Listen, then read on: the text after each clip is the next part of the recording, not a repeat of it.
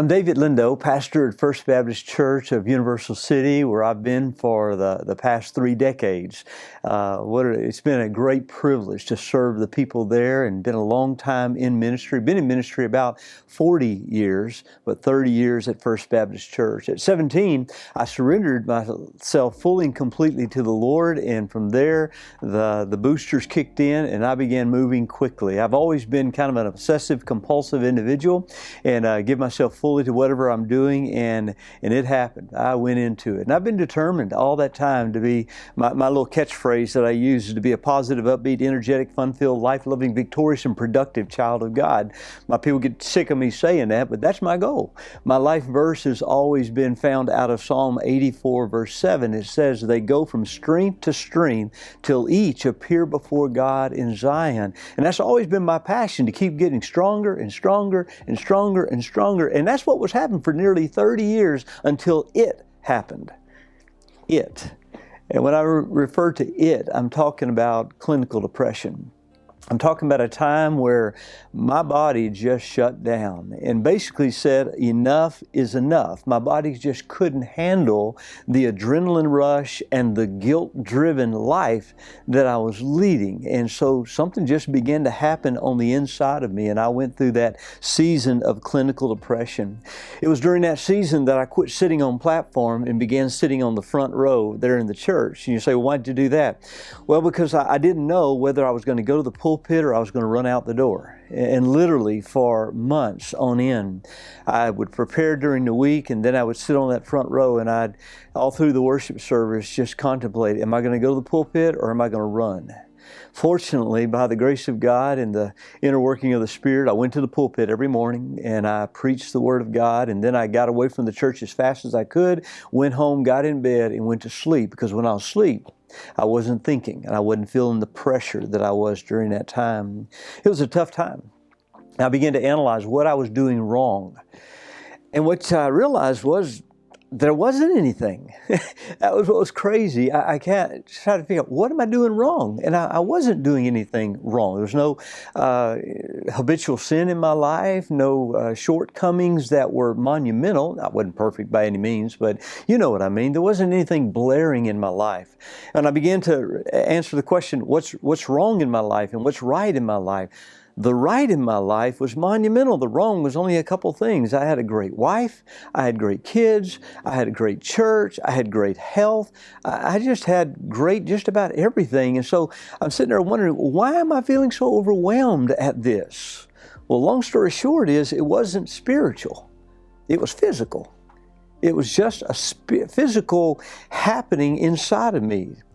Well, to make a long story short, and this is a long story, but after a lot of debate, I finally went on some medication that stabilized me. Now, hear me, it stabilized me. It didn't fix me. There are no silver bullets that you can take that all of a sudden restore you to mental health. It just doesn't happen that way. But there are some medications that can stabilize you so you can start working the problem. And so I stabilized, and then I began to work the problem in a holistic way, looking at all the different areas of my life. Probably the most important thing that I did during that time was give myself permission to take care of me. Now, that was hard for me, but to give myself permission to take care of me, to do what I needed to do to stay healthy and happy. Now, I realized that being healthy and happy is the greatest thing that I do for my church. It's the greatest thing I do for my wife. It's the greatest thing I do for my family. And actually, it's the greatest thing I do for my Lord and Savior, is to maintain health and happiness. When I'm healthy and I'm happy, it sets the atmosphere for other people to be healthy and happy. But when I'm not, when I'm unhealthy and I'm unhappy, it seems to bring the whole atmosphere down, because I'm a leader and you're a leader as well. And so people key off of what's going on in us. And so I began to see the importance of me maintaining health and happiness in my life.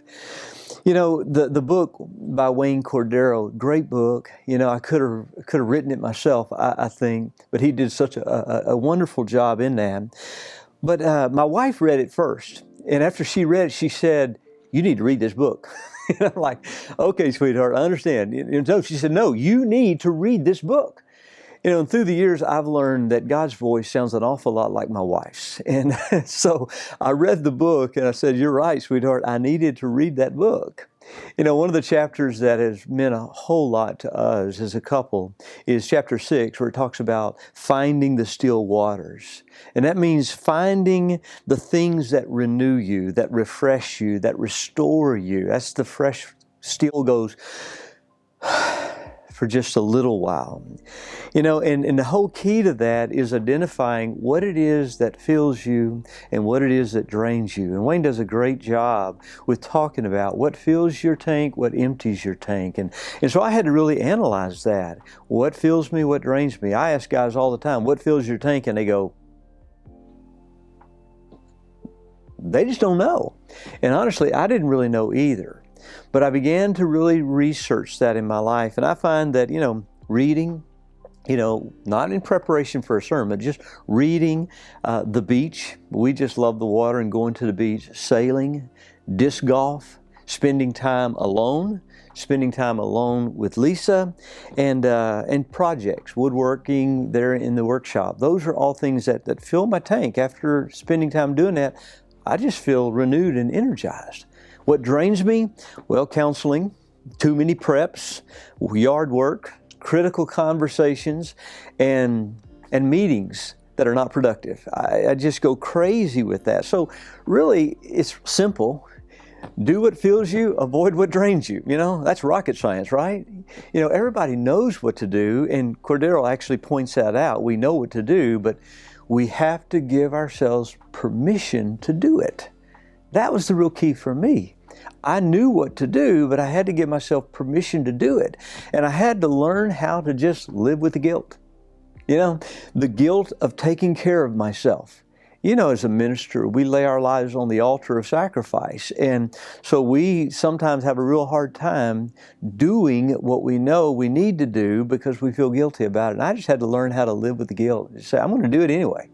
It doesn't matter. I'm just going to do it anyway. Cordero makes a statement. He says, the busier I became, the less time I had for activities that replenished me. The busier I became, the less time I had for activities that replenish me. Can I get a witness to that? I don't know about you, but I seem to be manic in ministry. Manic up, manic down, okay? There's sometimes I'm manic in ministry and I am flying high, I am going fast, I am energized. People that shake my hand, they get electrocuted. That's just the way it is. I am manic up. But then there are times I'm manic down.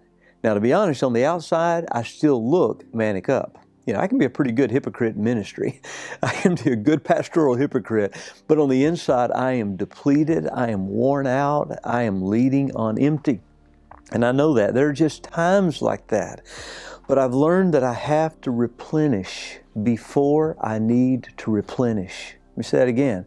I have to replenish before I need to replenish. Now, when I'm in that manic up state and I'm flying high and I am energized by ministry and I'm doing things right and left, I don't want to stop. I want to keep going. But I've learned that when I'm up like that, be careful, David. Be careful, because what follows that euphoria is usually a catastrophe. And so I've had to learn that in the middle of that, and my wife said, hey, she'll just, hey, you're flying high right now. And I've learned, okay, make sure I take some time to replenish before I need to replenish. Wayne talks about a cadence, a ministry cadence. And it's a cadence that is sustainable. Now, what's irritating is that my cadence 20 years ago is not my cadence today. I used to be able to keep a much faster pace 20 years ago than I can today. 20 years ago, I was doing 4 preps a week. Yeah, 4 preps and presentations a week. Today, if I have more than one, I get stressed out. I just don't have the same bandwidth that I once had. And that's okay. God understands that we're mortal, and that as we get older, we're going to have to begin to reevaluate our bandwidth. And so at every stage in ministry, we have to step back and say, okay, how do I reevaluate my current bandwidth? And I can't expect myself to do what I did 20 years ago. So how can I work smarter in this stage of life than instead just trying to keep working harder? Well, One of the things that's really helped me, and it talks about this in the chapter, is about finding resources that will help you. Our missions pastor, Steve Miller, is always saying something to me that he picked up from his mentor back in seminary. He says that his mentor told him that we have to divert daily, we have to withdraw weekly, and we have to abandon annually. That's a great, great principle. So we have to divert daily. Every day, I have to find something that I enjoy, something that I'm looking forward to doing, something that is going to just be a little bit of a refreshment for that day. Now, it might be a humongous bowl of homemade ice cream, okay? Now that's not every day, okay? That's just maybe one day out of the week.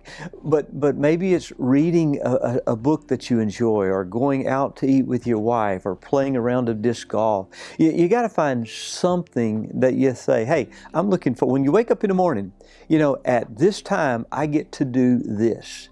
And so it allows me to work hard all day because I know I'm going to reward myself with this little something somewhere during the day. So it's diverting daily, and then it's withdrawing weekly. And when I say withdrawing weekly, we've learned I need 24 hours. 24 hours without a responsibility. That's hard. I know it. It is hard to work in such a way and live your life in such a way that for 24-hour period, you don't have anything that you're committed to doing other than what you want to do. And all those things that drain you, you don't do those during that 24-hour period. All those things that replenish you, that's all you do during that 24-hour period. My wife and I, our practice is on Thursday afternoons, 5 o'clock. That's our start time. 5 o'clock, we try to leave. We go out to eat on the way to the boat.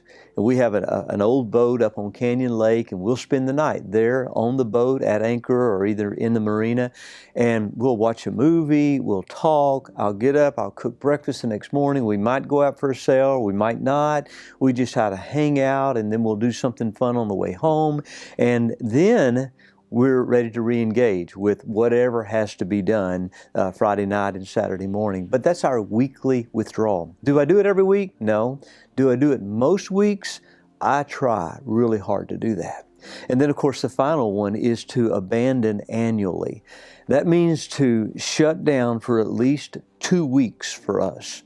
2-week vacation. 1 week doesn't even start. I have to get 2 weeks in a row where I am abandoning everything, to include locale.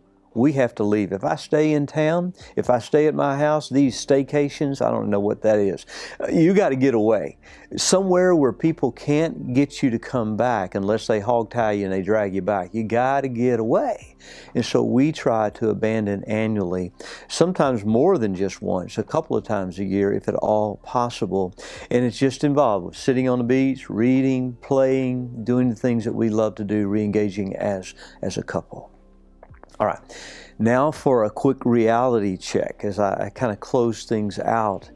No matter how well we take care of ourselves, in the end, we're going to be weary, we're going to be worn, we're going to be wounded. The answer to the question, though, is will we still be warring? Okay, now you're going to get weary, you're going to get wounded, you're going to be worn out. But can you still be fighting at the end? And that's my goal. Ministry is filled with joy. I love being a pastor. It's filled with joy. But it's also filled with pain and filled with a lot of struggle. And you're going to get attacked. It's a war that we're fighting. It's not a picnic that we're hosting, okay? And so it's going to hurt. But we have to keep playing wounded. We have to stay in the fight. And the only way I can stay in the fight is if I retreat, refresh, and then return. Retreat, refresh, then return. Retreat, refresh, and then return. And that's just the story of my life right now, is I know I'm going to retreat. And what helps me with the guilt is realizing I'm retreating so that I can rest, so that I can return and be what my church needs me to be for them in that moment. Paul said it so well, and in the end, all we can hope to is pray like he said, "For I am already being poured out as a drink offering. The time of my departure is come. I fought the good fight, finished the race, kept the faith. Henceforth there is laid up for me the crown of righteousness,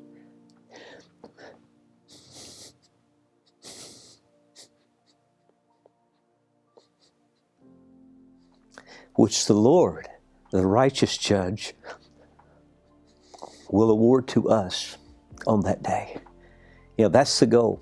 And the ministry's hard, and it's long, and it's relentless. But we keep going because the prize is more than worth it. In the end, I want to be able to say these things, that I kept the faith all the way to the end. I kept fighting until it was over. Same time, I want my wife and my children to say, you know, I still like him. I still like him. I want my church to be able to say, you know, I still like him. You know, we still love him. And I want to be able to look myself in the mirror and say, you know, I still like me. You know, I still like me. I want to like me when I'm old. That's my goal. All right, grace and peace be with you. Love you guys.